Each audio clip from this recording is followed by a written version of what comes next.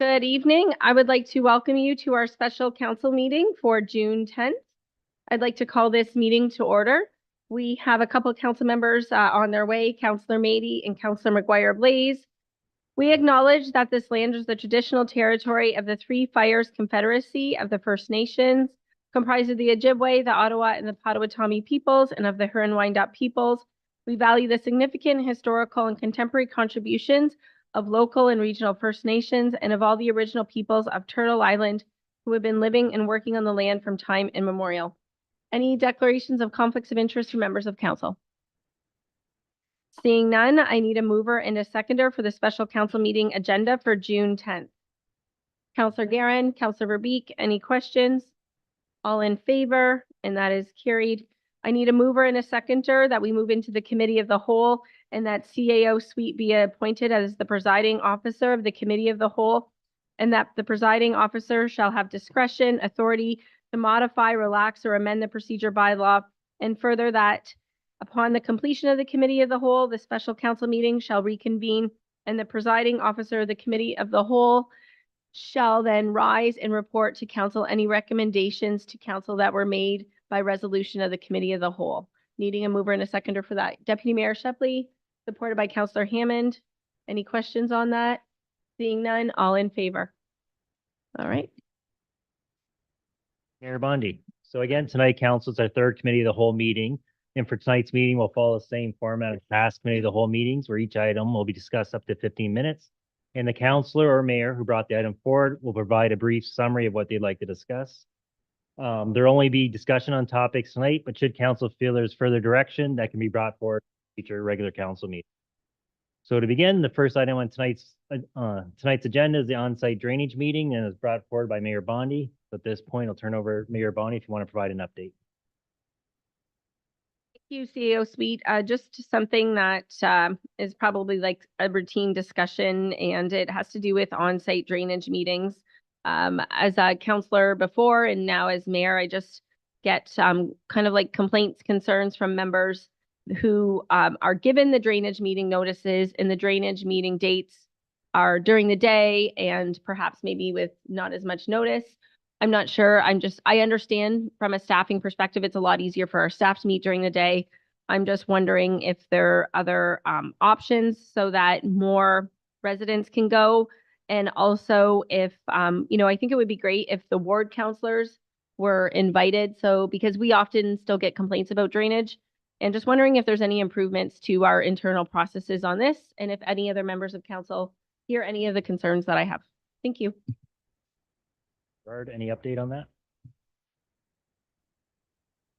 Through the chair, yeah, I can provide kind of like a brief idea of kind of what the process is.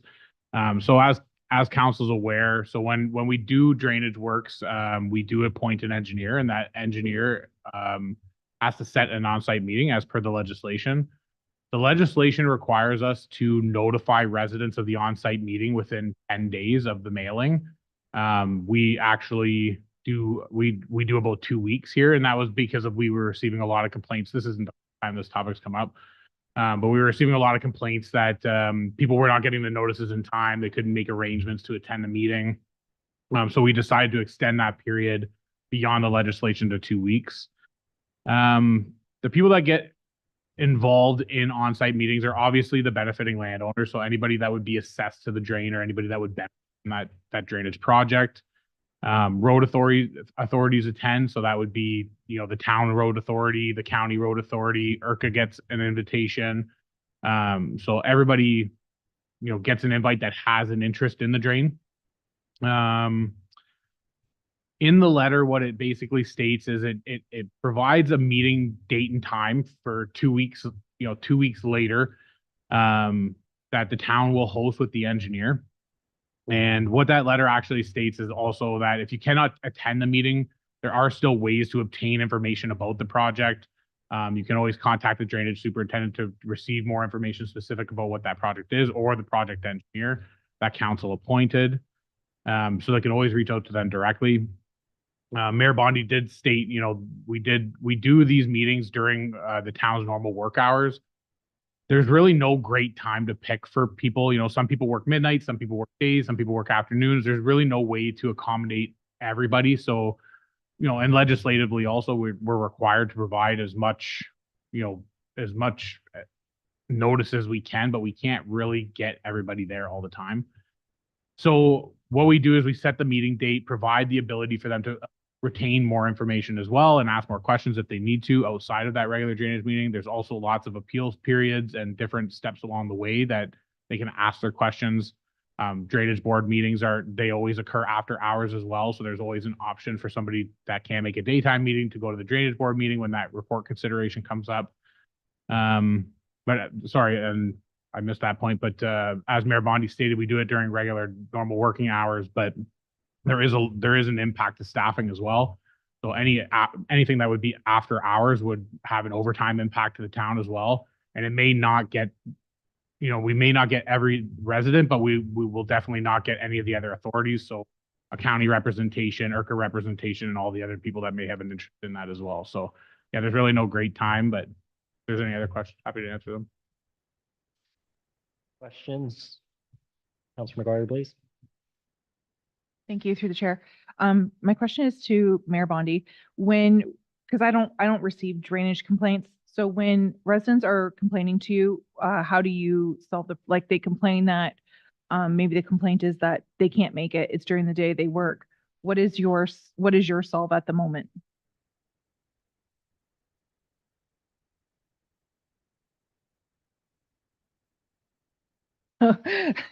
Further to that, so you're just like, you don't give them, there's no phone number for them to call. There's like maybe on the letter, I'm assuming there's already a phone number with contact information. Like, I don't know why they're going to you if there's a phone number on the piece of paper that they receive. So they obviously know there's a meeting and the meeting's going to say it's this day at this time. If you can't make it, please call us, or with any questions. Is that? And on the town website, we also have a drainage page dedicated with kind of an FAQs too. That's one where you can also direct them. Director George, I don't know if you had another comment. Further elaborate on Councilor McGuire Blaze's point. Yeah, it basically states like the date and time of the meeting is this. If you are unable to attend the meeting, you can contact, you know, these people, and it would list the appointed engineer by council or our drainage superintendent, Lindsay Dean, and it would actually have their contact information there if they need to contact them.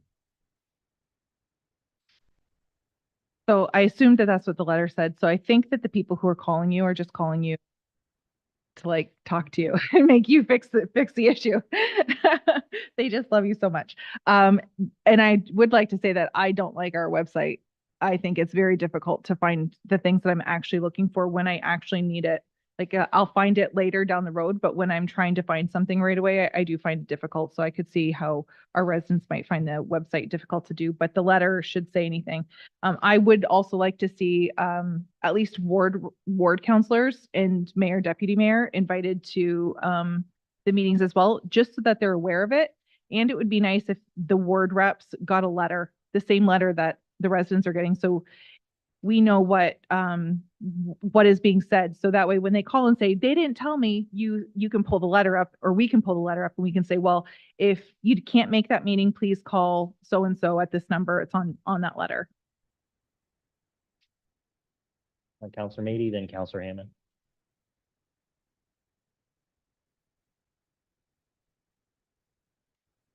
You, Chair. Yeah, being a ward rep, a real ward rep, we get a phone calls a lot when a drainage meeting comes up. Because that's the first time that the residents get a chance for input on what they're concerned about with their drain. So it's not like it's, somebody else's drain at that point. When you're assessed to a municipal drain, that's your drain, and you really take ownership of it and become very aware of how much of a cost could be associated.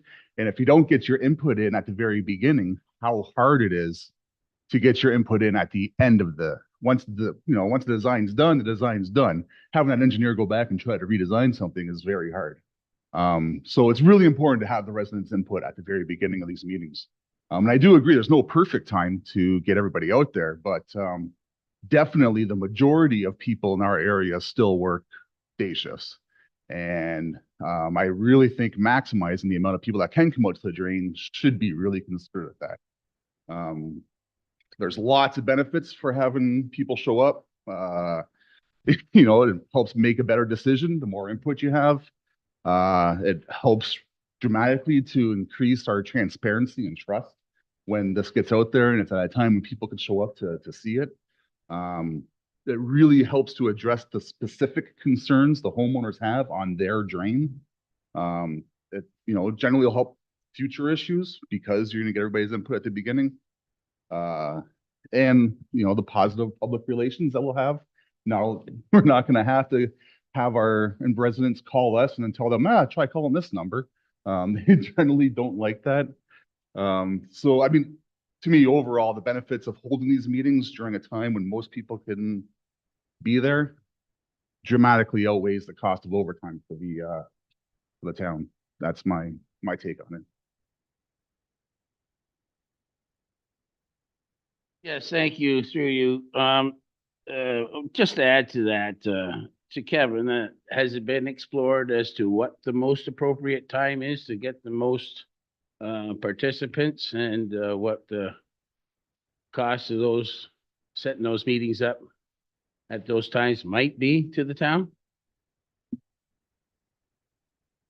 Sure. So no, we haven't explored what the most appropriate time is, and that would vastly depend on the area and the drain, right? We have municipal drains all throughout wards 2, 3, and 4. So, there's a lot of different social, economic pieces there too of what people work, but no, we've never explored that. Something also to keep in mind is that we only have a drainage department of 2, right? So we have one drainage superintendent and like a drainage clerk as well. So we only have 2 individuals, both have their respective duties. So although it's overtime to those specific people, right? So every on-site meeting would have overtime, and it would be to those individuals, which, you know, has a concern for, you know, overworking or burnout to those employees as well. So it's just a consideration that needs to be, you know, said. The other thing too I didn't mention was that in the event that a drainage project has very significant impacts to individuals, we do make an effort to reach out to those individuals directly. So for instance, if they have a drainage project that they'll have a large driveway culvert to be installed or a new driveway to be installed, and we know that it's gonna, you know, be a very significant assessment or significant cost to them. We do reach out to them by either knocking on their door, making phone calls. We do reach out to them specifically to make sure that they are aware.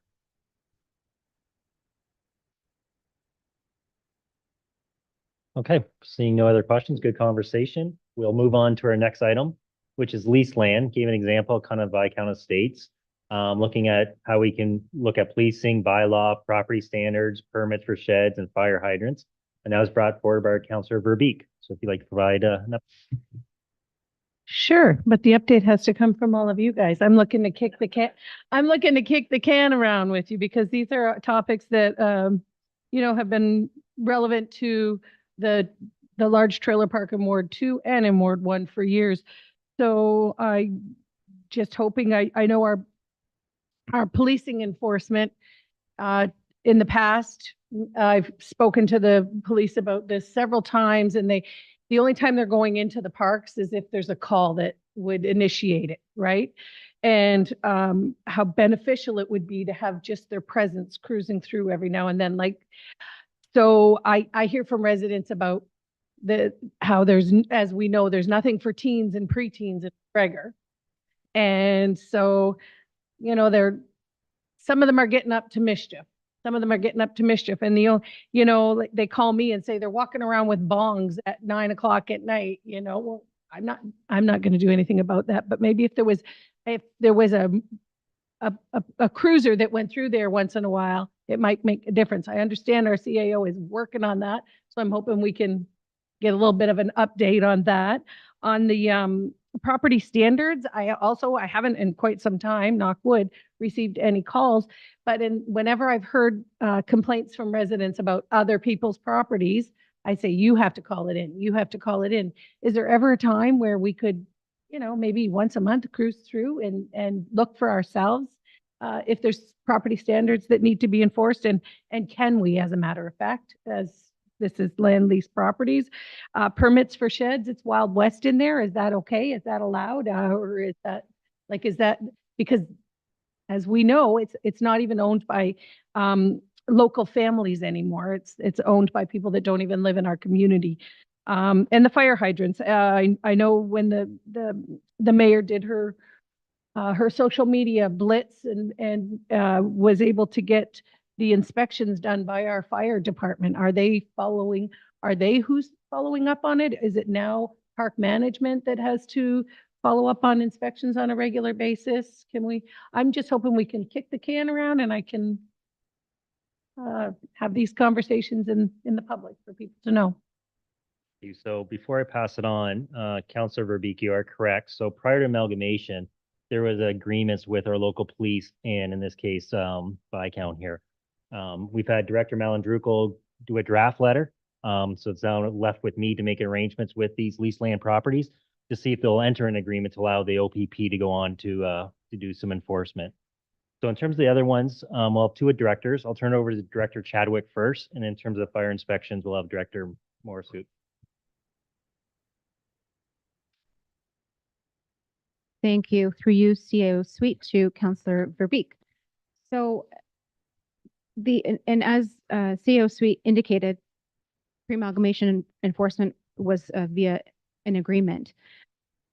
Although that's related to potentially just policing and patrolling, property standards matters and parking matters may be deemed a little bit differently. So currently the process for any parking violations or any property standards violations, those complaints would need to be directed to the personnel, whether it's the property owner of the mobile home park, or if it's potentially a landlord or a property management company.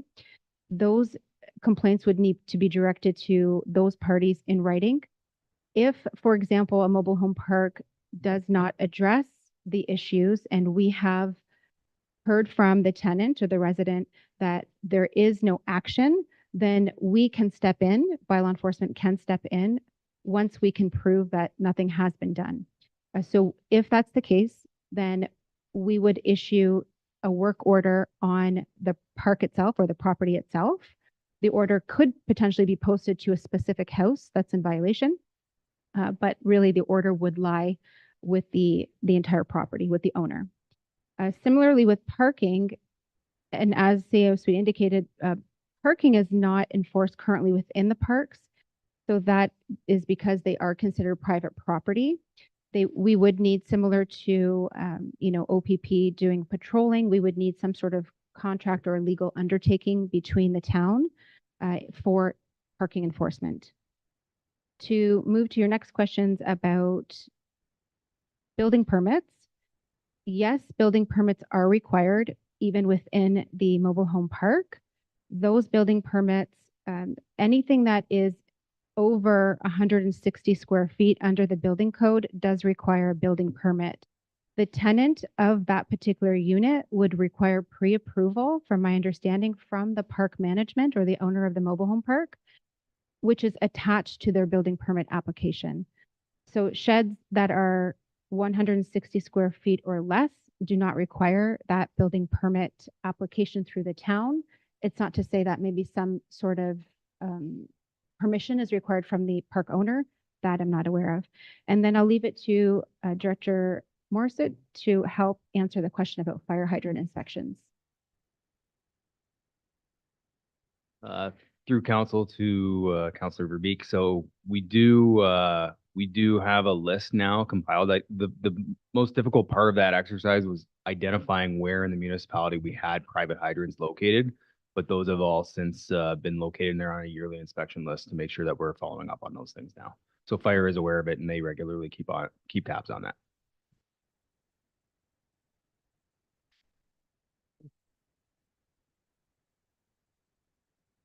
Probably to Director Morissette first. So a yearly inspection list, can you just elaborate on that? Does that mean the park owner has to prove to us that they've had them inspected? That's my first question, please. Yes, they would have to provide some sort of documentation that they've been inspected. So the yearly cycle for their inspections are, I believe it's yearly, that they have to provide that documentation. So there's different levels of inspections for the hydrants depending on it, if maintenance is required and whatnot. So fire would be following up on those maintenance schedules and identifying what would have to be done for those to pass their certifications. Follow up to maybe our CAO in terms of these leased land properties. There's really been a consensus from the residents living there that they'd like more OPP presence. So just wondering, does that letter have to come back to council? When will we know if that is in place? Like, what is our ETA on moving forward with that? It does not have to come back to council. The letter, it's just a matter of making arrangements with the contacts for those areas and setting up a meeting to discuss that with them. So hopefully it's something we can do this summer for sure. Chair, so a couple of things on the sheds, Lori. Since all the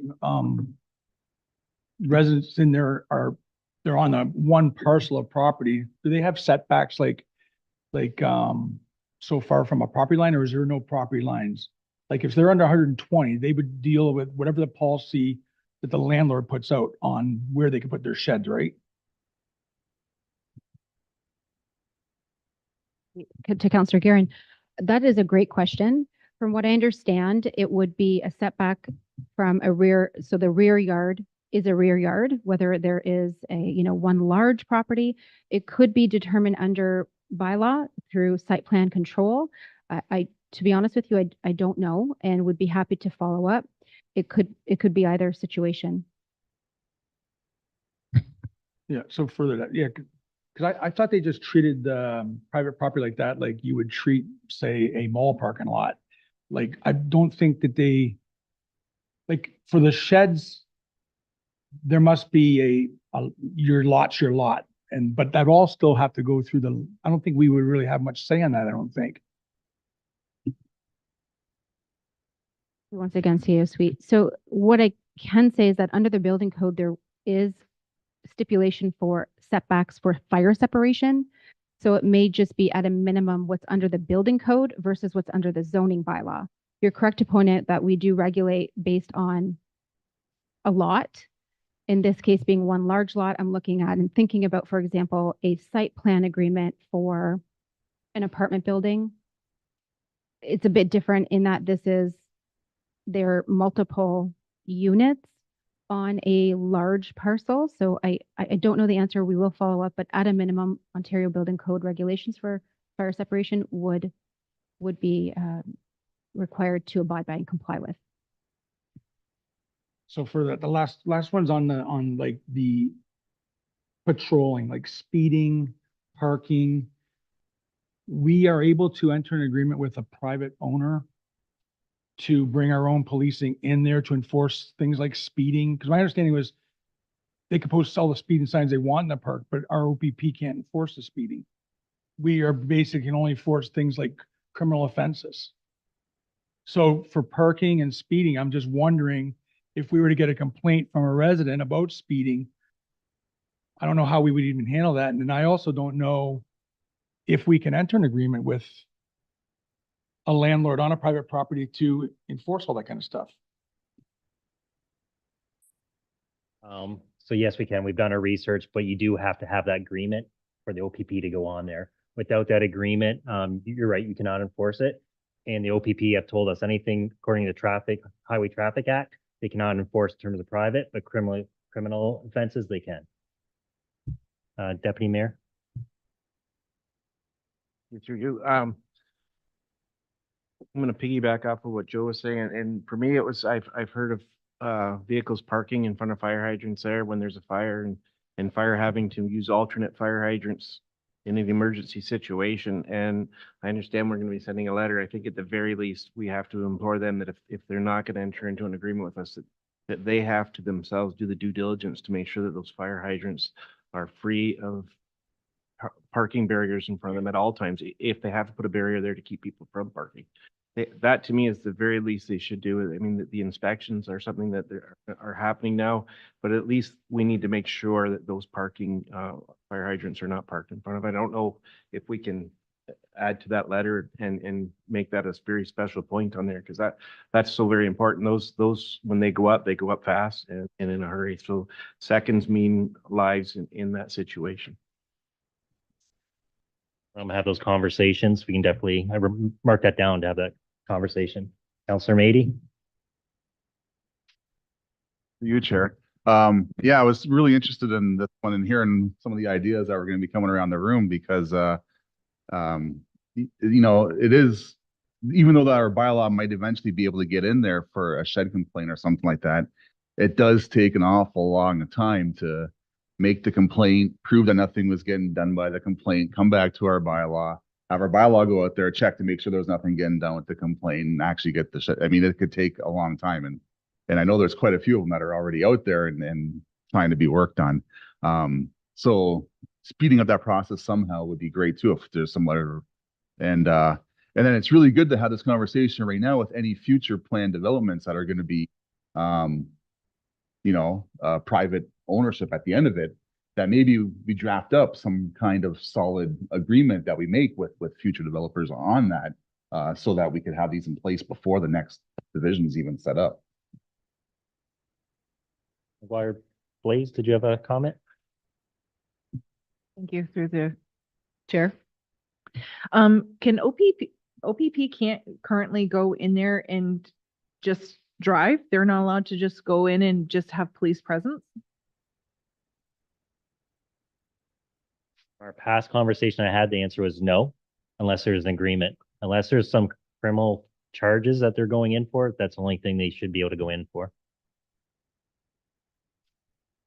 So can our OPP go into Bryan Avenue Apartments and just go in the parking lot and do a drive-through and then turn around and come back? I don't understand why our OPP can't go in onto the roads. That really baffles my mind.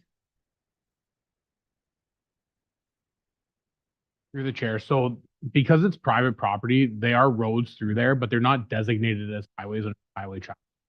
So town roads are all designated under the Highway Traffic Act as highways under that law. So that's why, you know, CAO Suite is saying they need to have an agreement to access the property, because they can't access private property without reason to believe that there's something happening there criminally. So those roads aren't patrolled by the OPP because they're not highways. I see the OPP cars parked in Viscount Estates last week every single morning. Are they not allowed to be there? Forward to our acting staff sergeant. I can't answer why or why not, just forwarding information they gave to us. Chadwick would be the last comment on this topic. Again, CAO Suite. So I did look at Councillor Guerin's question pertaining to setbacks, and it jogged my mind for a quick second. We do have a specific zoning district for mobile home parks, such as Viscount Estates as well as Hidden Creek. So those zoning regulations are actually built within the whole property. So things like setback, lot coverage by unit. So in other words, just as an example, front yard depth would be a minimum of 5 feet for a required front yard, rear yard, a minimum of 5 feet. So there are certain zoning regulations that are already built in. It's not your typical R1. It is specific to mobile home parks. For good discussion and some follow-up we'll have in terms of administration on that one. Our next item is water main construction petition policy brought forward by Mayor Bondi. Turn it over to her to give what she's looking for on that item. This topic is in regards to rural residents that do not currently have town water, and just bringing the new council members up to speed on that process, getting feedback from the new council members and the old ones, and seeing if there's a desire to change the policy, look at it, put these residents on queue to potentially apply for grants in the future. Just kind of where we are, how many residents that don't have rural water, and if this council wants to do anything about it. Thank you. Gerard? Through you. So currently there's no written policy for municipal service extensions within the town of Essex. These would fall under the Local Improvement Charges Act. So in essence, when somebody wants to extend municipal services, so, some counselors, so the previous counselors in the previous term would know we had a petition from residents on Erie Blue, Goodgild Beach area, who were all looking for sanitary sewers. So when that came, that was the closest thing we've had to a petition in my time, or a local improvement occur in my time. And essentially what has to happen is that a petition needs to be circulated to those residents that would benefit. That petition needs to represent at least 2/3 of the residents within that area that would benefit, and at least 50% of the assessed property value. That petition would be assessed by the clerk's department for validity. Once that is a valid petition, then the town would initiate conversations with those property owners to discuss what that petition looks like, what the options are to them. We actually have a presentation that we create. Once those residents are in approval with moving forward, then we bring that to council. Council has to pass the appropriate bylaw to complete a local improvement project. Once that is completed, then those properties would once council passes the bylaw, we would move to basically what would be similar to the Drainage Act. We would appoint an engineer, they would complete a report, they would assess costs or estimated costs to those people that would benefit from a water main or a sanitary sewer. And then those residents would be presented those costs, and they would basically be provided all that information. And if they didn't want to move forward with it, they would have to petition again to stop it. So in other words, because there's a bylaw passed, the only way that it could be stopped is if they submit a petition to say, we all want this stopped, and we don't want to move forward with the costs and the work.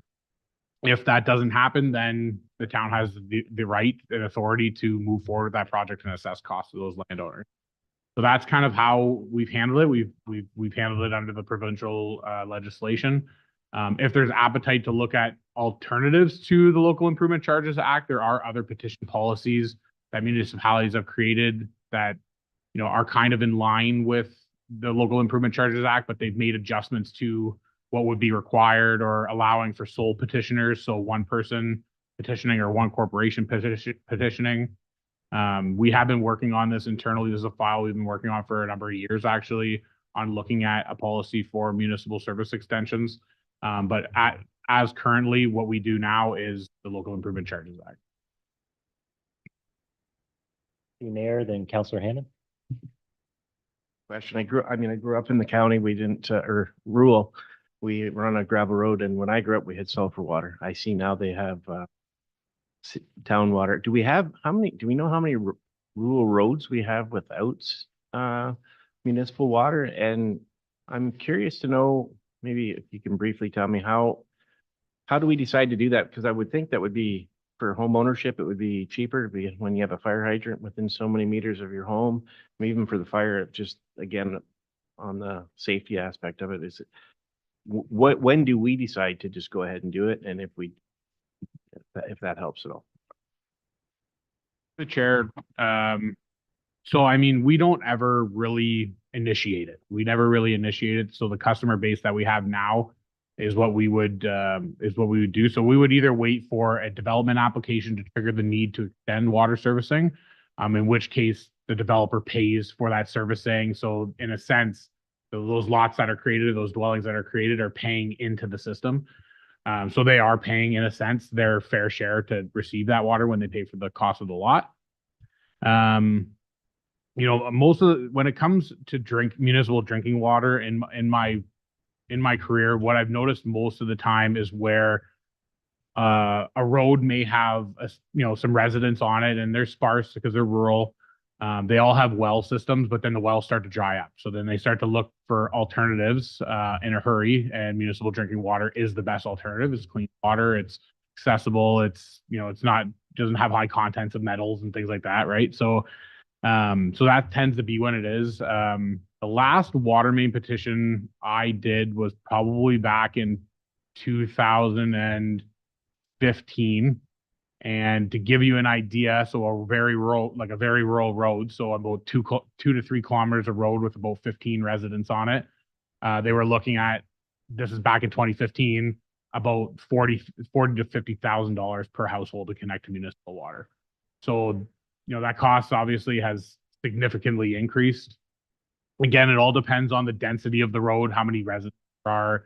You know what I mean? If the more dense it is, the more that cost is shared. But just to give you an idea of the cost of municipal servicing, that is that. You also mentioned the topic of, fire protection as well. So the town doesn't have an obligation to provide water for fire. So fire makes provisions, I'll let Jake speak to that if you have other questions, but they make provisions to basically bring water to the site in the instance that they have to. Whenever we would complete a water main down a new road, we would require that fire protection be added, and it does have an insurance impact on the property. So even when we've done local improvements in the past, we always notify the resident, hey, we're bringing in water.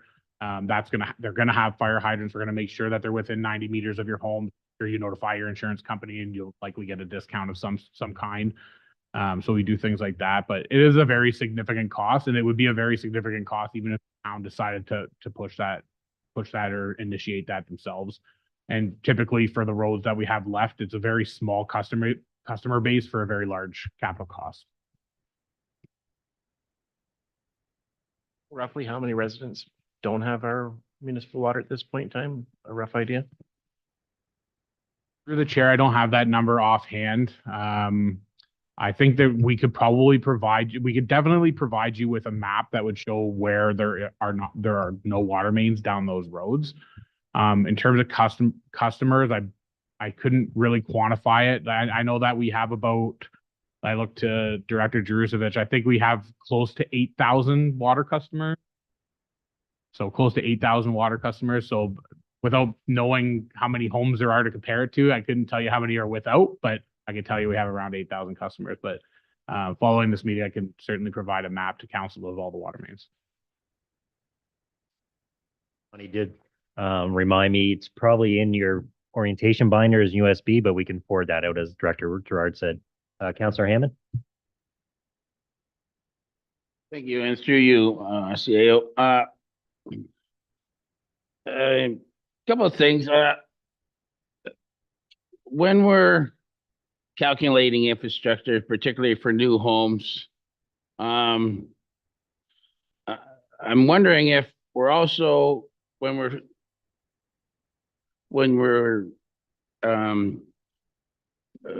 trying to calculate capacity and stuff like that, if we are including these areas that aren't serviced yet, that hopefully someday will be serviced. Now, when we're adjusting capacities for a new subdivision, say, are we taking into account these other places that aren't serviced yet, that rightly should be serviced before these new subdivisions, so that if they so decide to petition and sign up to water, that it's available for them? I would say that there's no real concern with servicing the rural lots. Like I said, it's a large capital cost for very little customers, right? There aren't a significant amount of customers in the rural area without water. So I would say that being able to service them is not really a concern of mine. I know that, you spoke that we should, ensure that those people are serviced first. However, when these developers come in or development comes in to service those lots, that's 100% developer paid for and driven.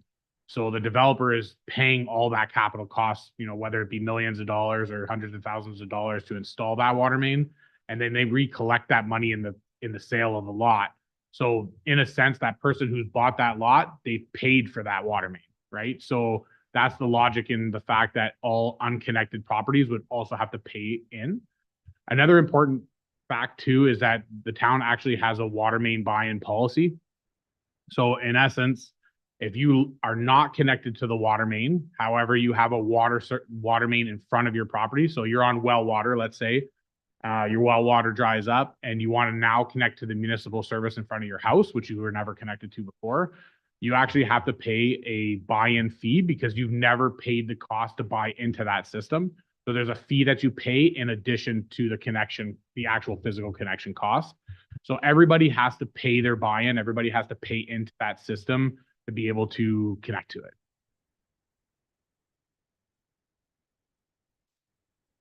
follow up to that. And I'm not concerned about the new and adding on, but I'm just want to ensure that after like that, should these existing homes want to at some time at their cost hook onto our infrastructure, that they are able to do it before it comes to capacity. And it's the same thing with our sewers.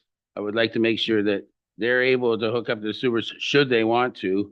And if we're putting in existing homes to use up what's left of our capacity, that we're looking ahead more to increasing that capacity. I just want to make sure that our existing homes have the opportunity to hook up to these services if they so choose to.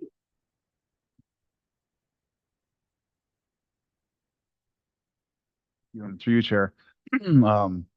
Yeah, great point that, having municipal water is, maybe taken for granted by some.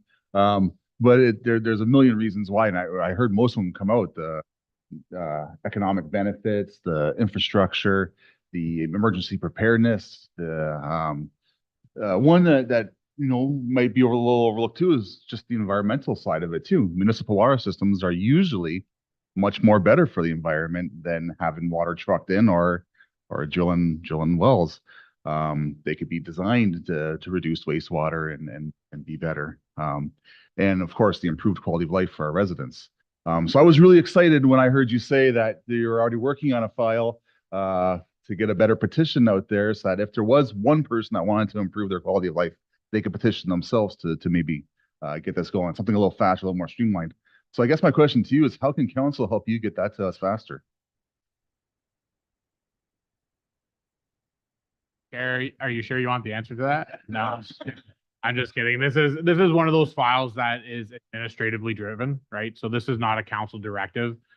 This is just something that, in my first years here, that it was something of a gap that I identified within my department. So we've been kind of plugging away at this as we find the time, and unfortunately, time is very limited. So this is something that we're actively working on. It's something that we're going to try and get in front of council. Of course, council's going to have lots of questions, and we're going to want council input on some of the things in there. So more to come on that. It's just not a priority right now, and it's not driven by council, as council has kind of given us our priorities through our strategic plan and other motions that we've had through council. Thank you, Director Gerard. Seeing no other questions, we'll move on to our fourth item tonight, traffic flow in Essex Center. And there's some examples there, and it's brought forward by Councillor Giron. If you'd like to speak, what you'd like to discuss further. Sure, through the chair. Yeah, I'm bringing this forward because I see it firsthand every day, and hopes that I can't be the only one getting the complaints about traffic flow in town. I'm hoping tonight we can just have some discussions, and at the very least out of this, I get some sanity. So we are growing. We have identified that the downtown core, the area that we did, the streetscape, it does look nice. But at the end of the day, even prior to the streetscape, when we couldn't handle the amount of growth that we're going to be getting, and we are getting.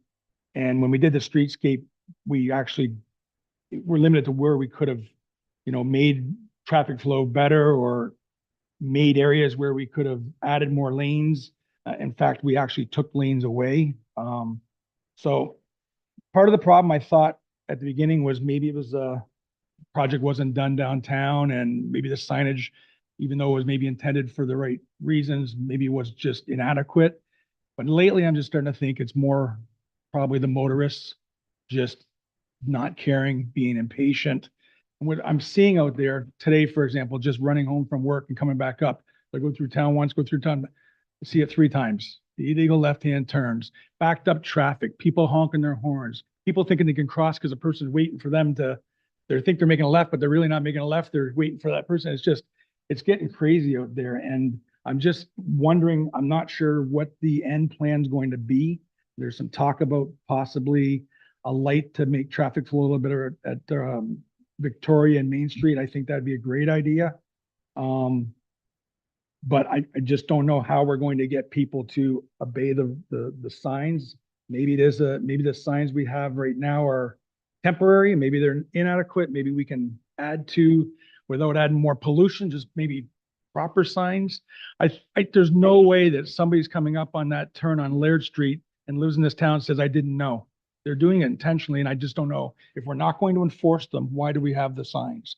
So it's just been very frustrating. Maybe not so much if you don't live in Essex Center, but I work and live in Essex Center and I see it every single day and I'm starting to lose it. So I'm waiting for anybody who's got some solutions to help with this. What is the solution? I have a solution. Police presence is what we're lacking. And you throw a couple of police officers, you get 20 people to get a ticket turning left, and everyone in Essex is going to know police are giving you a ticket when you turn left. If you have pedestrians walking in the middle of the street and you have a police officer walking there telling them you have to go to a crosswalk, that's going to make people stop. And it's not one, we don't need them there one time. We need them there repeatedly, multiple times, so people know there might be a police officer there. They're catching people turning left. We're not allowed to do that. Or whatever, any complaint you have that people aren't following the signs, it's motorists. It's because they know there is no police in town, ever. And if there is a police officer in town, they're giving warnings. No one's given a ticket. I had 3 people last week say, did you hear that so-and-so got pulled over? No ticket. They just gave them a warning. And now the police have a system and they'll tell you when they pull you over, you get 1 warning. And then if we catch you again within X amount of days, then we'll give you a ticket. So break all the rules you want is basically what they're saying. I think the answer is police presence. That's my opinion.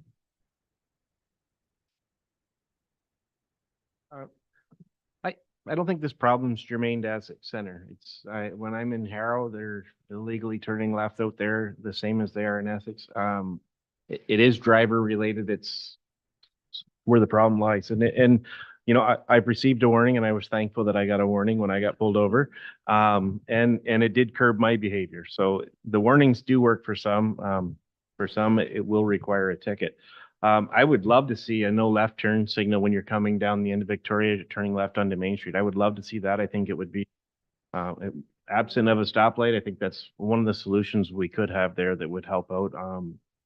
And then again, I don't know how we correct the illegal left turns. I don't understand how we can get that through everybody's head. And I'm guilty of it myself a time or two.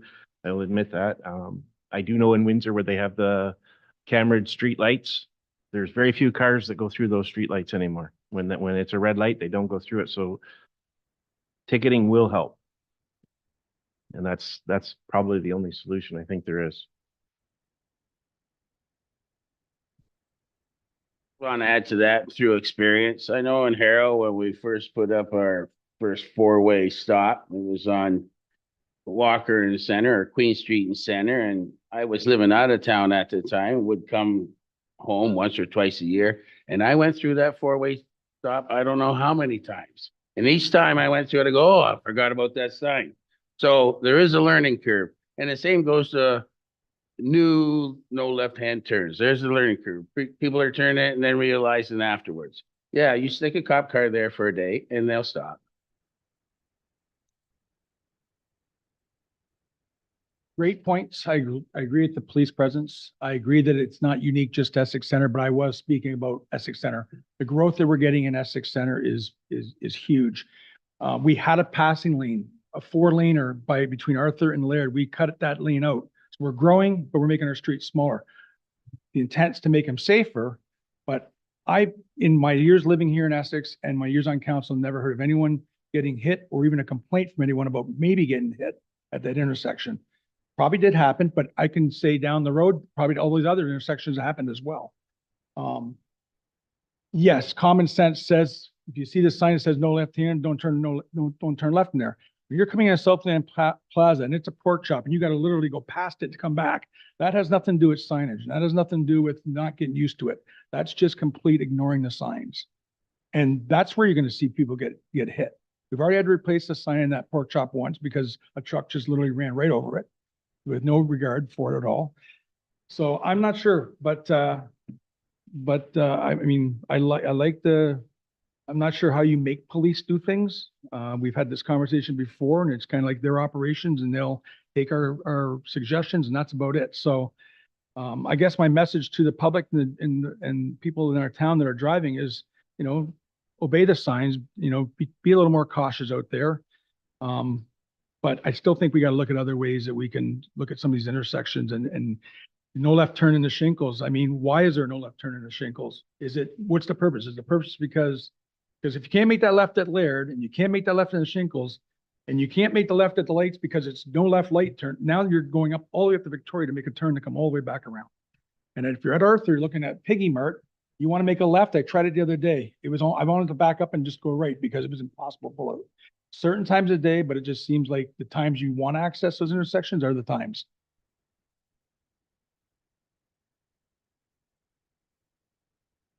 I'm here every day as well, and I see some of the things going on. There's actually a sign down right now by Maidstone, the Tim Hortons and McDonald's there. I forgot to put in a work order for it. But I think sometimes when people don't follow signs is because they feel like they don't make sense. So like the one at Laird, like, you know, I get during peak times, it probably doesn't make sense to turn left. But if there's no cars coming, people are like, well, I'm just going to turn left right now. So, but I think that there's a lot going on with construction in our town. So I think that we should just like review this. Maybe, I don't know, maybe we bring in somebody in 6 months and say, okay, like what exactly makes this make sense? Do we look at going with that left-hand turn? No turning between this time and that time. I don't know. I'm up for reviewing it. I think there's just so much going on with so much construction right now that people are really like anxious and speeding and everybody has to hurry and they don't know which way to go around town. So they're maybe upset and I don't know, but I do want to review it and I want to keep our finger on the pulse on this issue. Thank you. Any other council members, questions, comments? Councilor Garon, good? Okay. We will move on to our next item then. Standing water in private backyards in Ward 1 as brought forward by Mayor Bondi. How you'd like to discuss this item? I don't really know. It's just one of those issues that's been an issue for a long time. I know that other counselors are getting an issue, are hearing about it. I don't believe there's a solution. I'm just wondering if we can like just discuss certain things we can suggest to residents to do because they do report a problem. The town comes back and says, not our issue. I understand there's more and more development. It also seems like we have a lot of homes that are building up higher next to current homes that's flooding out our older homes. So just looking to hear what the rest of council is saying. You know, is there anything we can do to have routine maintenance of our current urban storm drains? The town of Tecumseh did a really good post on their Facebook going check your drains, like everybody look and see. And I know that, you know, residents will say it's a municipal responsibility, but I think we all have a responsibility to look at our drain and see how it's flowing, see if it's covered in grass, see if it's covered in leaves. So this is just an issue. I think we're a fishbowl, we're really wet, and I get a lot of complaints and I feel helpless. Thank you. Thank you. Maybe Director Chadwick, anything to add to that? Theo Sweet to Mayor Bondi. So from hearing and understanding, clarifying rather, that the issue is related to standing water versus stagnant water. Just to clarify, stagnant water is something that we can address and enforce under the property standards bylaw, but that's related to things like stagnant water, green water full of mosquitoes in swimming pools and hot tubs that have not been kept, for example. So notwithstanding that, the standing water issue in rear yards, I know many of you have received emails from our department when a property is, let's say on an infill property is developed, a vacant infill property that's been, you know, surrounded by existing developed property. So loss of stormwater drainage can occur when those existing properties have historically shed their own stormwater onto these vacant infill properties. A new build comes along, it must have a lot grading plan to ensure that the stormwater is being managed for that infill property. Then as a result, existing adjacent properties who can no longer utilize that vacant land, they feel the impacts and they may feel that that development is causing them to flood. Again, it's a matter of managing their own stormwater, whereas they used to use infill lots to manage their stormwater, they're no longer able to. So some measures that property owners can do if this occurs is they can themselves install a swale to a roadside drain. They can themselves regrade their own yard. They may even be able to, depending on where within the municipality, install a catch basin and connect to a municipal storm sewer via a permit through the Infrastructure Services Department. So that speaks to kind of those infill examples. Director Gerard may have some more to add, but that could give the public and you as counselors some insight as to how to address some of those questions that may come up.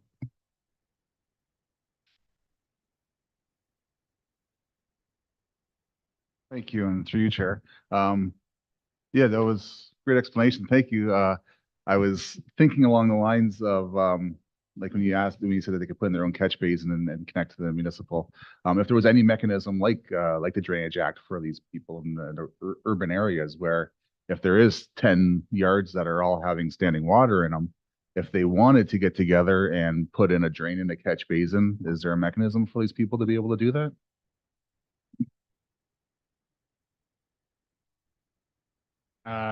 The short answer is yes. So even in the urban area, we can establish municipal drains. So that is something that can happen. Municipal drains can be established anywhere.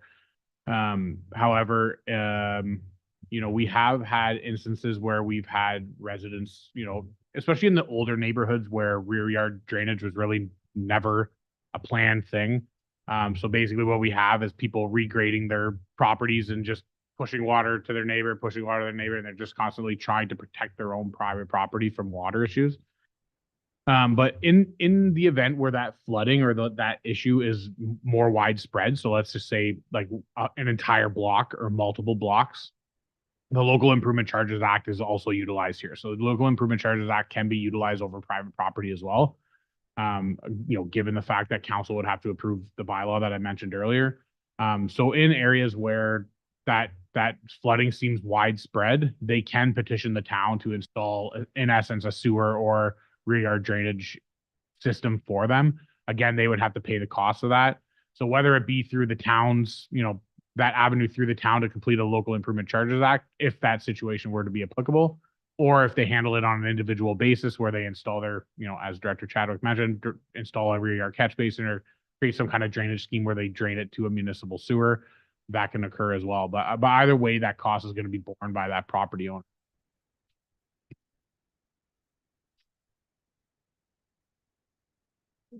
You could maybe explain a little bit to me so I can understand this. I kind of get the idea. So a rear yard drains just to get, if they would tie into our storm sewer systems, just kind of, it'll hopefully get there slower than if they run the east trough down and tie right into our stormwater system, because we don't want them to do that at this point in time, correct? Through the chair, that's correct. So we want the eaves troughs to be disconnected from the storm sewer as much as possible. So wherever the water can be shed onto grass, it should be shed onto grass.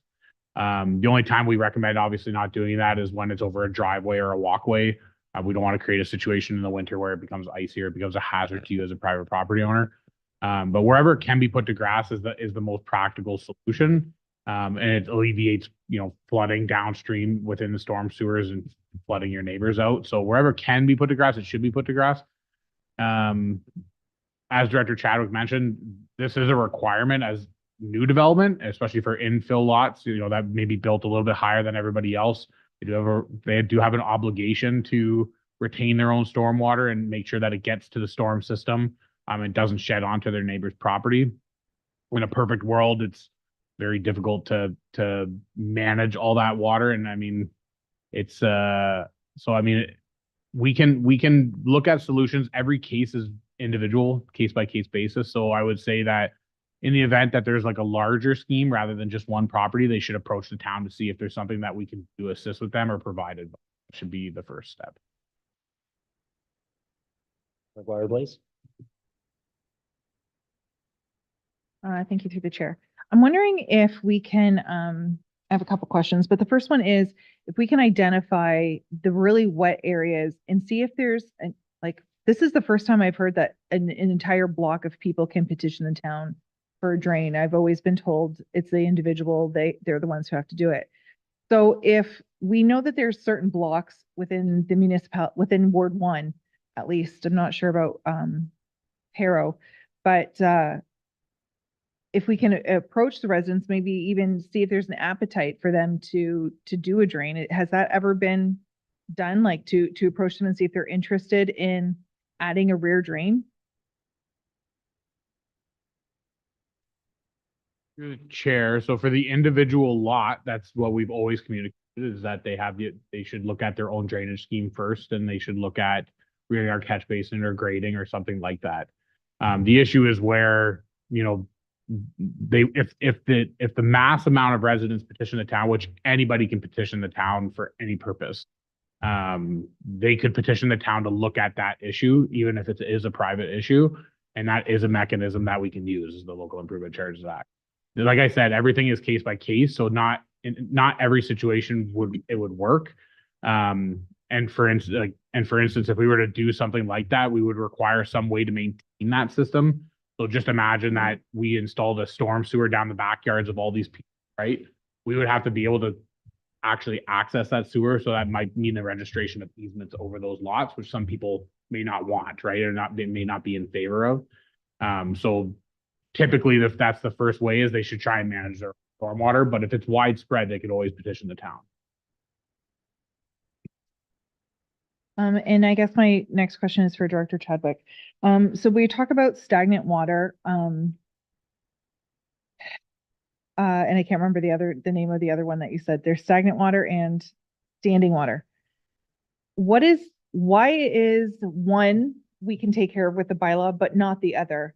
Because stagnant water or standing water, it collects mosquitoes as well. And so standing water just sitting there, how come we can't go to the properties that there's complaints about with standing water and make them remove it? UCO suite to Councillor McGuire Blaze. Yes, there have been instances where we can and we have addressed standing water, for example, in a backyard that is not in a pool or not in a vacant hot tub or unused hot tub. It's stagnant in nature. So the officer investigating has to determine that the standing water is stagnant. In other words, it's a breeding ground for mosquitoes. Maybe there's been complaints that it smells or is full of rotting vegetative matter, organic matter. Standing water in and of itself, following a rainfall or a storm event, is not considered stagnant, and likely the officer would not file an order or investigate it under property standards at that point. Again, that stagnant water definition is where, yes, we can and have issued orders on properties where there is standing water. More in regards to the grates, how often does our sweeper go out? Because there are a lot of grates that are full, and I haven't seen a sweeper yet. So how often do we have the sweeper go out? Through the chair, the sweeper's out every day. It just does different parts of town. Yeah. Yep. Yep. And every Friday it's in the downtown core.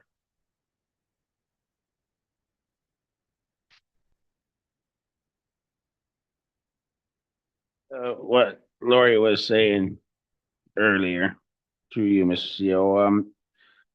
So if I have this right, an established home has a new subdivision going on up behind it, and after it's built, he has substantially more standing water in his backyard. It is now his responsibility to see into removing that standing water, correct?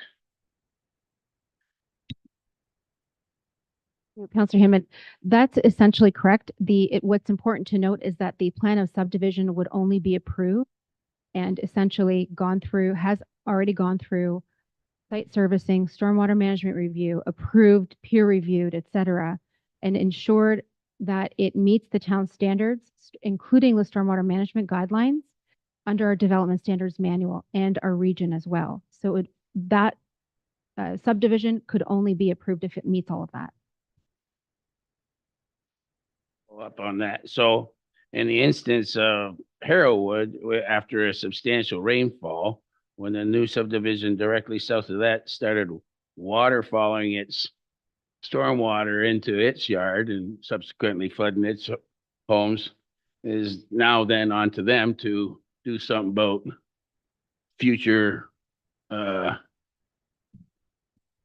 significant rainfalls in order to prevent their homes from flooding.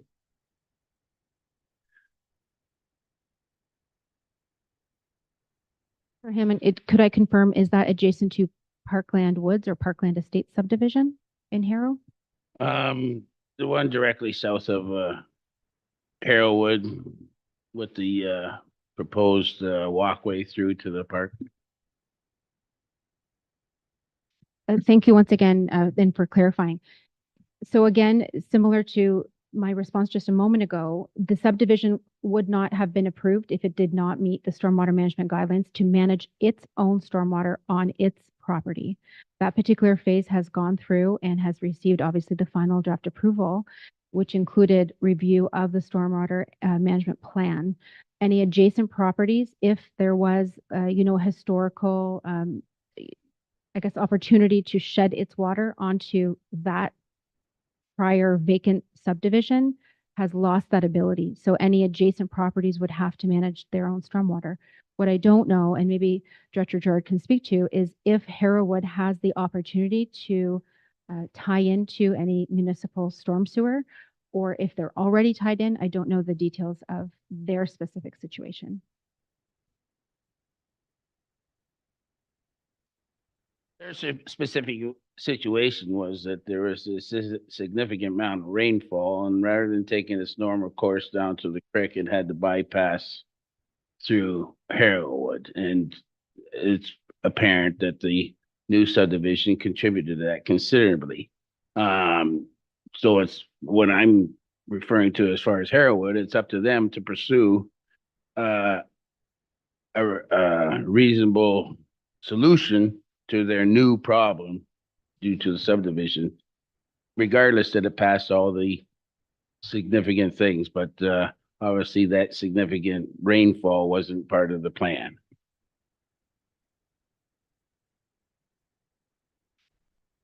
Councillor comments? Okay, we'll move on to our sixth item tonight, Essex Sport Field Committee, brought forward by Councillor Guerin. Yeah, so 6 and 7 kind of lead into each other, might be a little redundant, but we'll talk to each one, I guess. So the sports field, everyone's kind of up to snuff on what's going on there. I still think we need to form some sort of a committee to start looking at fundraising opportunities, some community monies. Like Jake, his department, I know they're in the back end trying to work on this stuff, but they're busy at their jobs, and I just think if we can put a committee in place or something along those lines to help navigate through some of the fundraising stuff. I know there's some provincial or federal grants, it's monies that might be, we might qualify for that are coming up. But I just believe, especially on the sports field, we're losing a lot of time, and I don't see why we can't simply get together a committee to come up with some ideas on a good fundraising endeavor, like certain things like, sponsoring a path, a tree, a bench, a diamond, some of the things that I know other municipalities are doing, and we've done in some of our parks. So that's kind of the discussion. Mr. Morissette? So we are, as a municipality, we're always looking for different grants and different opportunities. So it is a large portion of my job is to work with the stakeholders and different user groups that we have in the municipality And several of them have indicated that they're looking at some sort of sponsorship opportunity, even for the sports field. So they're kind of on hold in the discussions that we've had with them. Is once they see the development actually happening, those are the types of things that they're looking to necessarily get into once we have those things going.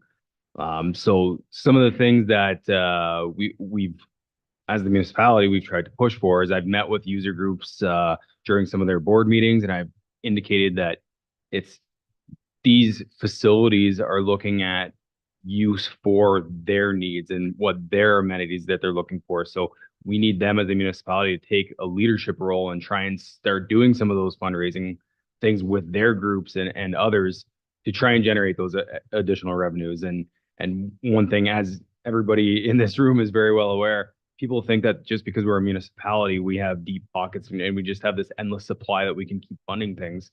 But that's not always the case, right? So what makes it difficult is that because we're a municipality, a lot of people don't necessarily want to donate to the municipality. They're more inclined to donate to the service group, who is trying to fundraise for them to be able to have those amenities.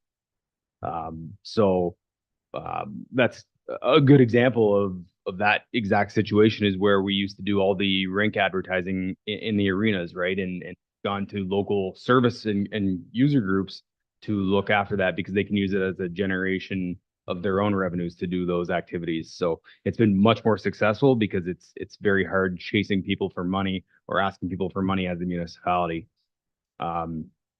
So in terms of committees, there's nothing stopping outside groups from starting a committee and doing these things. And that's, again, part of my role is to facilitate different things that they might be looking for. So if they're looking to do a pasta fundraiser or something like that, a great example is the Essex Dog Park. That's a committee was formed to be able to raise money towards putting towards the dog park. So working with those groups on facility rentals, what would a budget be for those things? Those are part of my role, is to work with those groups to get those things going. This also, knowing the importance of naming rights and everything like that, we know that this is an aspect that we're also looking at in the organizational review to see if there's better opportunities that we can have, because we all know that we don't want to be leaving money on the table. So that is also being looked at. And anybody that is out there that is looking to potentially sponsor or do any sort of fundraising can certainly contact me, and I'll work with them to accomplish those things. Just add a little bit from Director Morissette mentioned. There's been some models that municipalities have used in the past. We in the town of Essex, when they did the Twin Pad Arena, right, is Essex Kinsmen, who are no longer here, but they took the lead. And it's to that point, people don't like giving the town taxes, so they don't want to give any more than have to. So that's where you want that service club or someone else take the lead. You had the municipality of Leamington, when they were building their Twin Pad, the municipality hired a full-time person. But there's that cost. You want to invest that cost to go out there. So there are other models. Most get the sport groups as part of a committee so they can hit their membership. And one thing I know Councilor Guerin mentioned, maybe like sponsor a trail or a tree. One of the main rules of fundraising is you don't want to do the small items till you get the big items, right? If you know someone maybe will give you 100,000, but they give you a tree, that's what, I already gave, right? So it's kind of a pecking order how you go down. So you have to be careful too, when you ask for that money, the order how you're asking it. Councilor Guerin? Yeah, I'm hearing all that. I get it. But whatever we're doing now isn't getting us any closer to the monies we need. Right now, we haven't even asked anyone for $50 for a tree or anything. So I still think the Twin Pad Arena is a great example. Somebody took it upon themselves to approach that the Kinsmen and ask them if they wanted to spearhead the project. That's what I'm asking for tonight. Where's our next step? Have we talked to anybody? And I say we, administration, councils of past, mayors. Has anyone approached our legions, our rotaries, those type of clubs to see if they're interested in spearheading it? Has anyone got a financial commitment from any of the minor sports teams that are going to be playing on those fields? Are we really going to leave it up to those sports teams to do their own sponsorship monies year after year to help support their initiatives? I mean, I think we need money like we did for the arena. We need one-time money, upfront, first-time money. We don't need money annually. That will come with whatever we develop for timelines on sponsoring the facility as a whole or sponsoring a diamond. I would think like we've entered before in lifetime ones. I really don't like that. I like more terms, 10-year, 20-year, that type of thinking. But somebody needs to take the bull by the horns here and go after and seek out somebody who's willing to, whether it's like we said, a service club that's going to spearhead it and work with maybe a counselor, or a couple counselors on a committee or with administration and come up with the ideas. And I think we need it sooner than later. And this is going to be, I just feel like the more we wait on this, it's kind of, we're getting the same story year after year. We're going to still be waiting for a grant and waiting for a sports club to come up and say, yeah, here's a plan. We're going to give you $50,000 so we can play baseball next year. It's just not going anywhere. I'm just trying to get it going.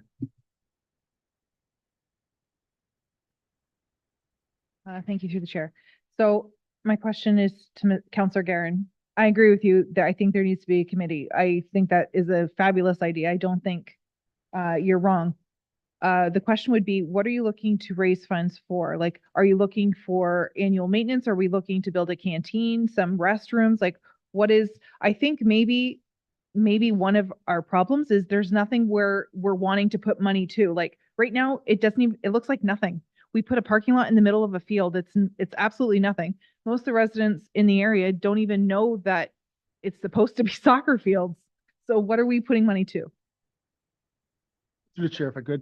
Yeah, so we've already, I think we've already identified what the amenities down there are going to be. We know we're going to have trees. We know we're going to have park benches. We know we're going to have diamonds. We know we're going to have all that kind of stuff. Pavilions. I don't know if we're going to have waterfalls in the middle. I don't know if we're going to have things like that, but we've already identified what the amenities are going to be. Now it's just trying to get together a plan for how much we feel it's going to cost to maybe fundraise, to donate, to sponsor a tree, to sponsor a bench. So we already kind of know, right? And we're really looking to use that money for the next phases. And even if we do get grant money, it's going to be dependent on money, a percentage coming from the community. So for example, if this new grant coming out, I think it's a couple $100 million I'm hearing or something like that. And I think you can qualify for, even up to 10 million if you want, or maybe more if your population is more. They're going to want to give you a percentage of what the project's worth. So back in 2018, I think the talks at the time of the first go around with the sports field was maybe in the $20 million range for the whole thing. But we would have to come up with a good percentage of that money. That's where the fundraising comes in. You got to get that money in place ahead of time.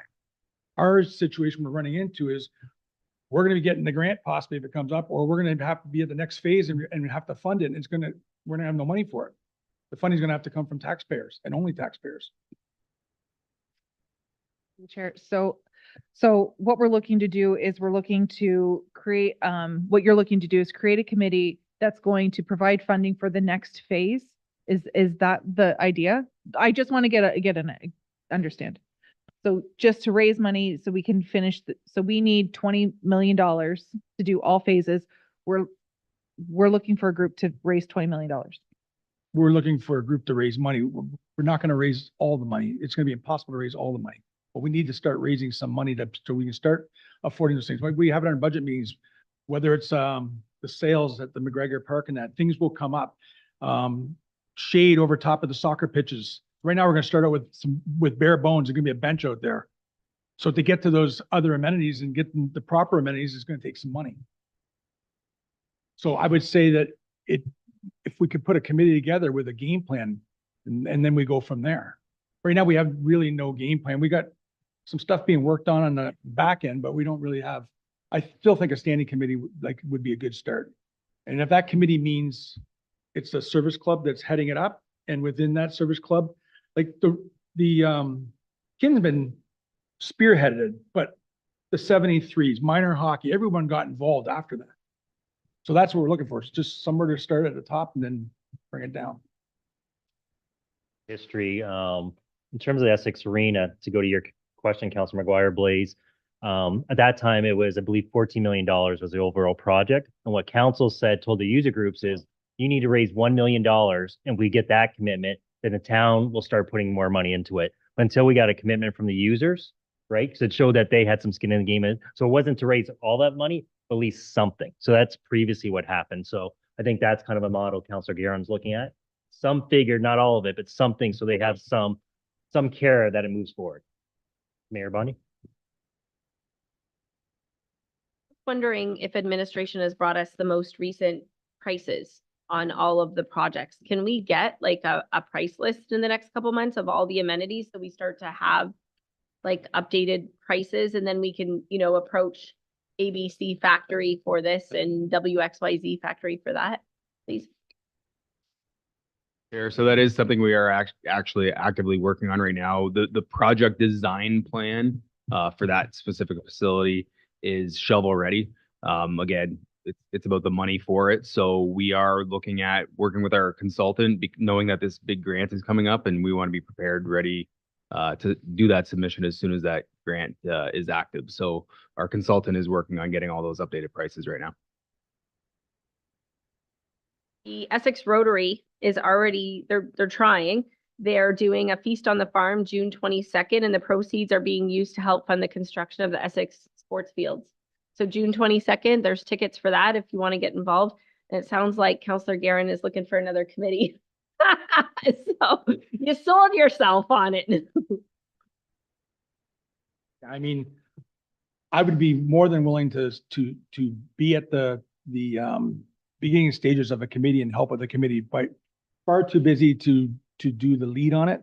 But I have lots to offer in terms of ideas and have some experience with the sponsorship package part of things. So like I say, I mean, I'm just looking for other people to jump on board and let's get it going. Thanks, Councillor Mady. And through you, Chair. So I was wondering if, when you say committee, like, are you asking for like a committee of council? You want to go through that way, or? Through the chair.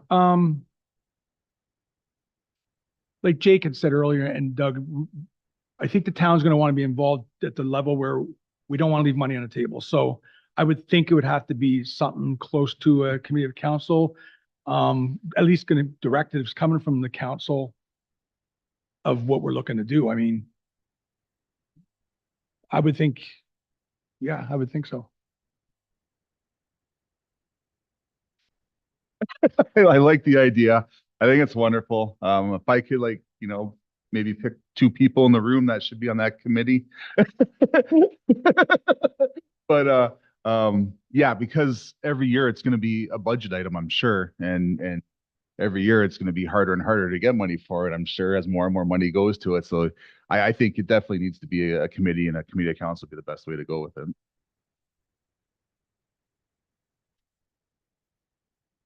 Not my area of expertise at all, but I'm hoping that, and I don't know if it's something that we've looked at or if we're looking for while we're raising money. Is there a potential to raise money as well, looking for a turf field, something that would be useful in basically all weather conditions, something that'd be ready. Like if we had that now, we'd be using it now. And just, I wondered if that's something we could be looking at raising money from some of these groups that are looking in. The chair, so that's not currently on time plans. I mean, we can certainly look at that, but we're just looking to get some sport field activity. The grassroots type stuff right now is typically what most municipalities provide. But if there was potential afterwards, then my recommendation would be that we can look at either converting or upgrading after we get some amenities on site. But the true importance, especially with a time crunch, is not knowing when that Hanlon extension is going to happen. So we want to make sure that the base things that we need are in place before we upgrade, and the cost is significantly more for something like that. Thanks, Chair. So lastly, yeah, I mean, I think if we even had a committee that had a counselor or 2 on it, administration involved with it, perhaps a lead service club involved with it, at least 1 committee member off of all the user groups, the soccer, the baseballs. I think even though we're asking them to make commitments financially, I think if we have the committee and we invite them to the table, I think from the beginning, I think it would really work. And I think those amenity things come up and the discussion would be had. Okay, well, who's really going to benefit from the turf field? And what's that cost of this project going to be? And then they have maybe different internal fundraising goals within the committee for certain amenities.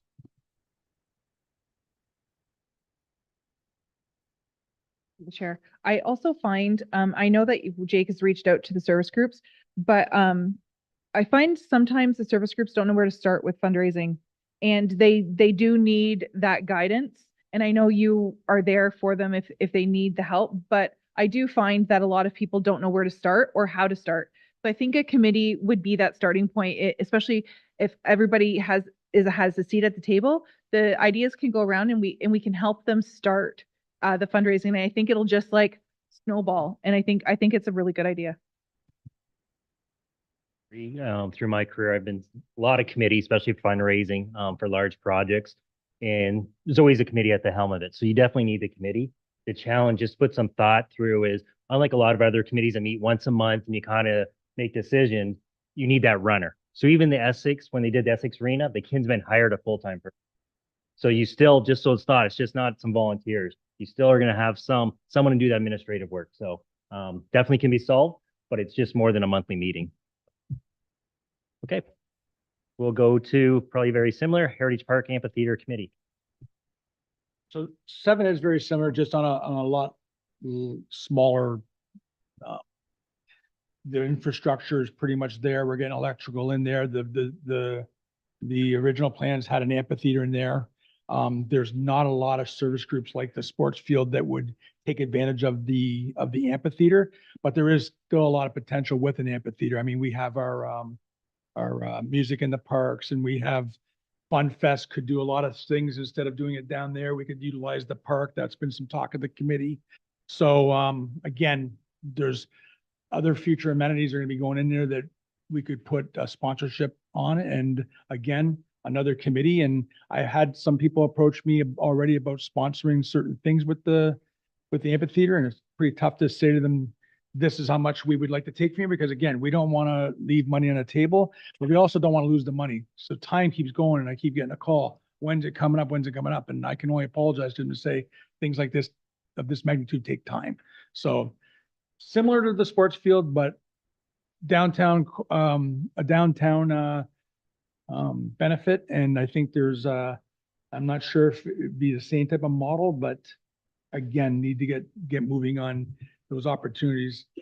Because once the electrical's in, the bathrooms are already in. I think that's the last thing left, right, Jake, on that park? There are some smaller amenities, like more trees on site, some pathways, getting the trail, the Urca Trail to cut through. We would be looking to potentially pave that, but we are also looking at some agreements with Urca to be able to fully utilize that property in the way that we're looking at. So they do own a bulk majority of that property. So depending on where we would be looking to actually place the amphitheater, we would have to get their buy-in, just site specifics as well. But yes, you are correct that we are looking at, we purchased a transformer last year. So we're just looking for that to come in, and then we'll have hopefully, and it's a council decision for next year, a budget to actually install the electrical for actual events. So that is hopefully coming for next year. Mr. Chair, is this something that would need, you think, council, another committee, or is it something that maybe our arts culture committee that we already have in place could maybe take the lead on it, and then perhaps get some more input from council and administration? I'm not sure. For that, entertainment arts type thing. Through the chair. So I'm not actually on that committee or very active with that committee. So I can't speak on what their specific initiatives are. But one thing, we did get quite a bit of feedback from the musical groups out there. So maybe some music initiatives would be interested in doing something like that. So they do have a performance space. Maybe we can reach out to them and see if there's any initiatives like that they'd be interested in. Just to add, similar to the sport fields, we have a design plan. We had it quoted. I think if you ask everybody in here, what do you think that amphitheater was going to look like? We're probably going to get all different versions, right? From what Leamington has to Bell River has. So maybe that's the next step in administration. One of our takeaways is maybe we get 3 or 4 options that we come back in front of council and kind of see, what are you looking for? And then we'll know what that cost is. And then once we have that, then I think it's a lot easier to go get some sponsorship or some fundraising based on that. But as you said, we don't really know. Is it just a cover? Does it have power? Does it have chain? Like, there's different versions. I think we need to get to that step. So then we can truly ask people and they know what they can pay for. Councilor McGuire. Future. I was actually going to say just that, like, maybe we need to get a plan. I do know that CAO Sweet came when he was not CAO, but he came to the BIA talking about the washrooms and got them on board to to help with a buy-in there. And I think that a lot of the community groups would buy into that area, buy into the amphitheater. So I think that once there's a plan and there's a price tag to that plan, I think it would be really easy to go to our local groups and say, okay, this is how much it's going to cost. How much are you willing to put on the table to help us get there? So I think I'm not necessarily sure this one needs a committee, but it does need an actual plan. So I think that's the next step. I think you're right. Councilor Hammond. To Joe, we have an act committee meeting this week that I can bring up and see if they have any ideas or what they want as far, or what they see as their involvement in the amphitheater. Is there anything that you would like to direct me as to bring up while I'm at that meeting? Actually, kind of twofold. We're talking about two different things here. We're talking about the physical amphitheater, what it's going to look like and all that. And we're also talking about fundraising. I'm more on the fundraising side of it. So we know the amphitheater is going to be there. Everyone has a different vision of what an amphitheater is. I'm looking at it, how we can get out in front, and whether it costs $500,000, $250,000, $1 million. If you had a committee in place, they'd probably, within that committee, find a way to get a report done on what the needs are of the user groups that use it. Talking to FunFest committee, what type of bands would you think you'd want to put on there? Power brought out there.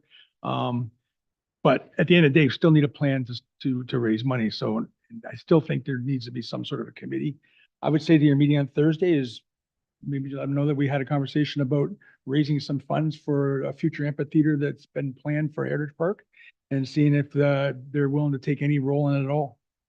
It could even be from the aspect of just design and wants and needs of the committee, and maybe nothing financial, like maybe they don't have any financial ideas.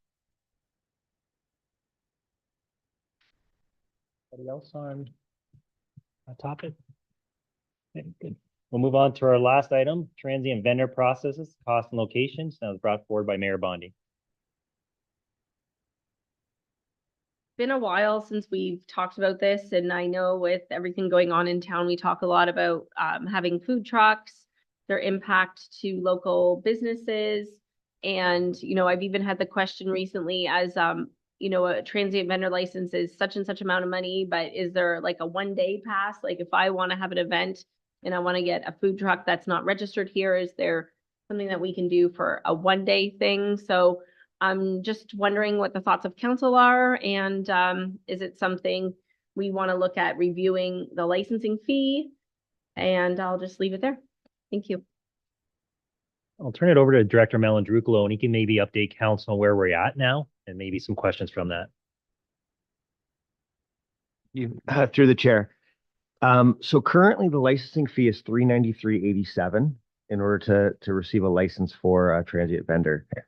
The way that the application works is the application requires a letter indicating permission from the property owner to allow the vendor to be on the premises, a drawing of location of the vending on the premises, fire department approval, health unit inspection report if selling food products, a police clearance, proof of liability insurance for no less than $2 million, and proof of business registration with the Ministry of Finance. So because of those requirements, that's why the license needs to be, is the fee it is, and is a permanent, not a temporary, like a 1-day license, because we have all those requirements for health and safety reasons. So I'll just I'll leave that out there for council to discuss, but that's where we're at. 393 for for a year for the application, and then a requirement of all of those that proof of licensing.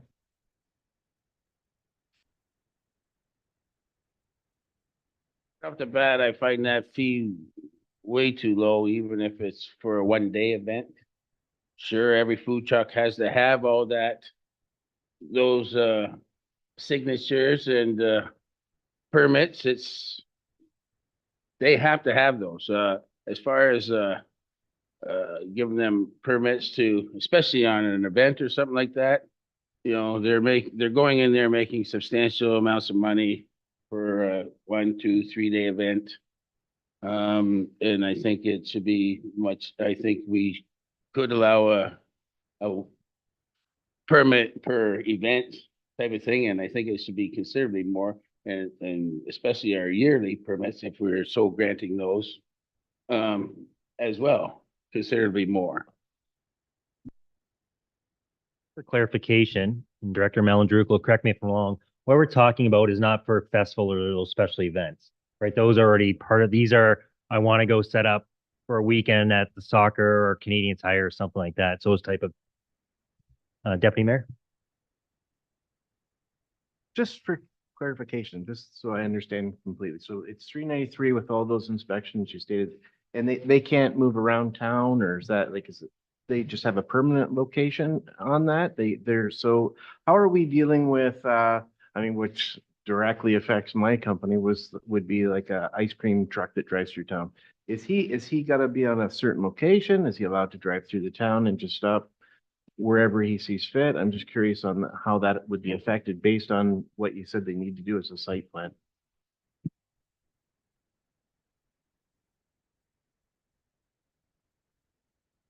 Chair, I'm not actually sure how that one would work. By our bylaw calls a transient vendor an individual who uses any area within the municipality exclusively for sale or taking of orders for any merchandise where such sales or order taking are not part of the operation of an established business, or where no permanent physical structures or facilities are used as integral parts of the sales or order taking operations. So it's kind of open, but our application process doesn't allow for something that's continually moving. So I think there is a gap in our bylaw as far as that goes right now. I mean, I've seen vehicles roll through town and do random stops.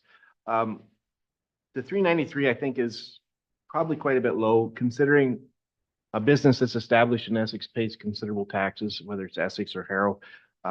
They're paying a considerable tax. They aren't able to pick their business up and relocate it 5 miles down the road where it's sunny and get the direct sales that because of the fair weather that they're able to move to.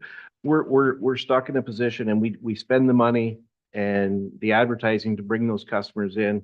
We pay the taxes to the town, only to have somebody come from out of town on a nice day for a weekend. I'm not talking special events, that's required. I think it's important that we establish the difference between the two. We're talking about the guys that come in and out. I think that we should really look at raising that fee to, or at least have it evaluated, have somebody come in and do an evaluation on where that fee should be based on where we're at compared to other towns, just so that our businesses have a more fair balance when we're dealing with this sort of thing. That would be my position on it.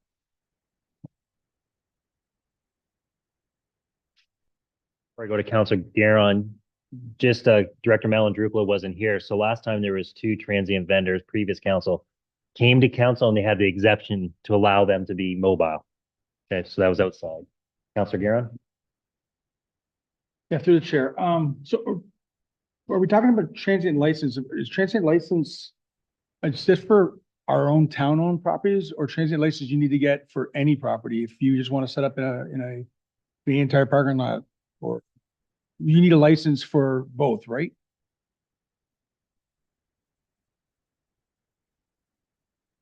Through the chair, it's anywhere in the municipality where there's not permanent structures or facilities for sales or order taking operations.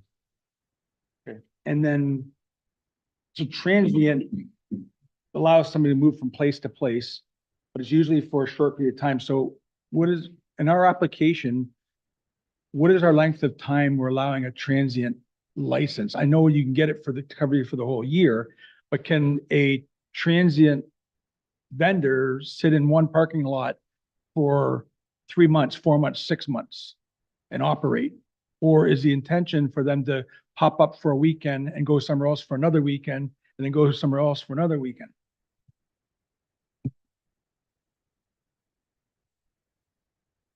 The bylaw is actually silent to that, so I believe it's whatever they want as long as they're approved in the initial application.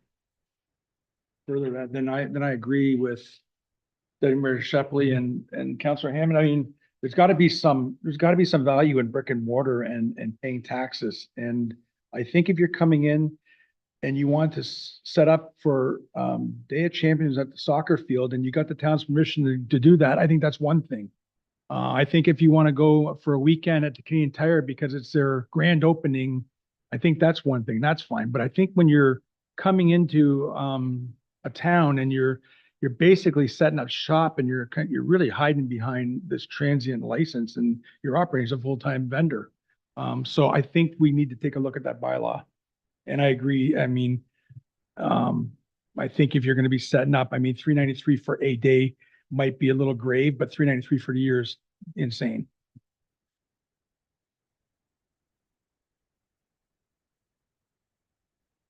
A lot of my concerns were just laid out by the deputy mayor and Councillor Guerin.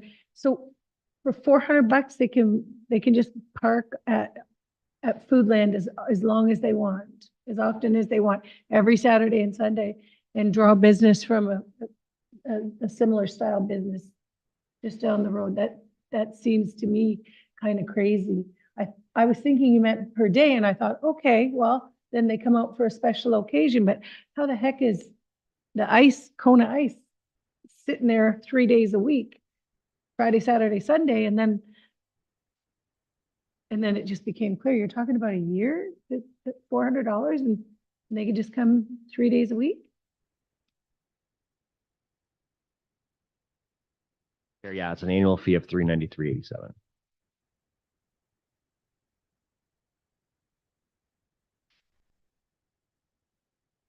Through the chair, Director Melendruko has said that in the application process, they have to put where they'll be at. So for that $393, they can only stay at that place. If they applied to go to that place and then go to another place, they have to pay another $393. Like a second. Through the chair, yeah, so we require a drawing of the location of the vending on the premises, and then we also require permission from the business owner. So I think that might imply that the business owner might be making revenue off of these people in their parking lot or on their property, but they're giving permission, and it's at that property. That the license is for that property.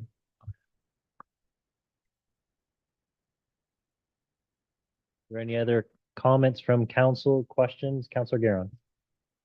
Yeah, so my last comment on that would just be like the word transient itself, if you look up the definition, is it's temporary, moving from place to place.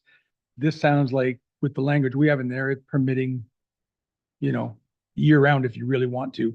And even if a business is applying for or running 3-4 days right now, it doesn't mean they have to, because it sounds like our language says they can operate as long as they want for as many days as they want.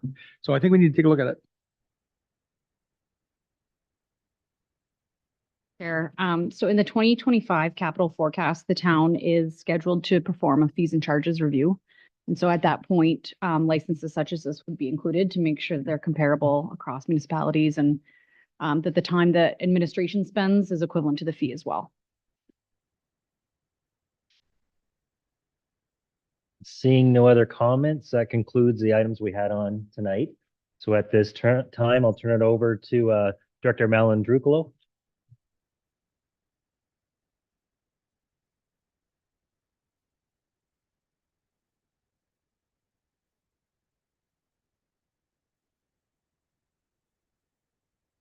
So prior to moving back into the meeting, I'm looking for a motion to rise so that the presiding officer of the committee of the whole Now rise and report to council as to any recommendations to council that were duly passed by resolution by the committee of the whole.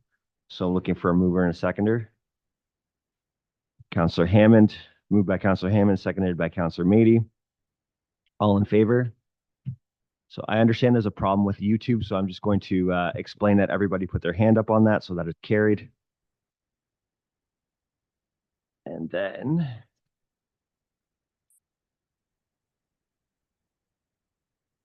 so back in regular meeting, I'm looking for a mover and a seconder that council receive the report of the presiding officer of the committee of the whole and that council adopt the noted recommendations of moved by Deputy Mayor Shepley, seconded by Counselor Hammond. Question from Mayor Bondi. Thank you, Director Malandrucolo. So there was some things that we talked about in the committee of the whole, in particular, starting on Councillor Guerin's suggestion of the Essex Sports Field Committee. What happens now is because we didn't give solid direction, like what happens now? Because I don't want this just to fall. I think it's a good idea. Bonnie, yeah, as these meetings are no direction, I made notes for that internally. We'll have a meeting at our next CLT meetings, kind of develop an action plan, and I can update council on that. For a vote that council receive the report of the presiding officer of the committee of the whole and that council adopt the noted recommendations of the committee of the whole. All in favor? And I note that everybody's hand is up, so that's carried.